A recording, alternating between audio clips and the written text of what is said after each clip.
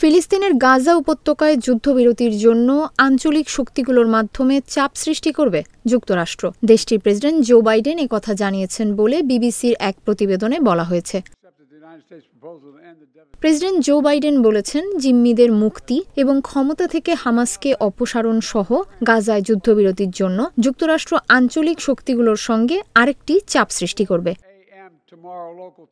প্রায় 14 মাসের সংঘাতের অবসান ঘটিয়ে লেবাননে ইসরায়েল এবং হিজবুল্লাহর মধ্যে একটি যুদ্ধবিরতি চুক্তি কার্যকর হয় বুধবার। এর কয়েক ঘণ্টার মাথায় সামাজিক যোগাযোগ মাধ্যম এক্সে ওই কথা জানান বাইডেন।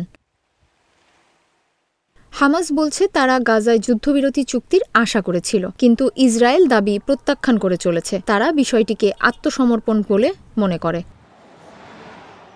2023 সালের 7 অক্টোবর ইসরায়েলে হামলা করে হামাস। এতে প্রায় 1200 জন নিহত হয় এবং 251 জনকে জিম্মি করা হয়। এরপর ওই দিন থেকেই গাজায় ব্যাপক হামলা শুরু করে ইসরায়েল।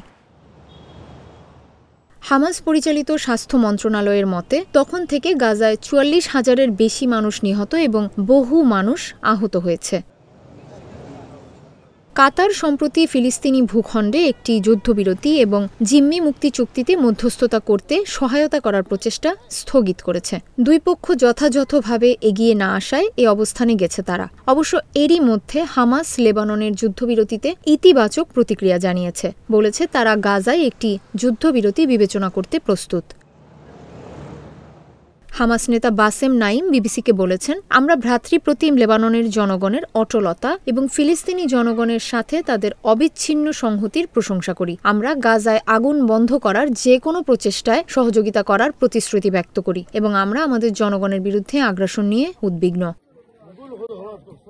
লেবাননে যুদ্ধবিরতির বিষয়ে আলোচনাকারী মার্কিন রাষ্ট্রদূত আমোস হোচস্টেইন বিবিসি নিউজ আওয়ারকে বলেন, তিনি আশাবাদী লেবাননের চুক্তি গাজায় যুদ্ধবিরতির পথ প্রশস্ত করতে পারে।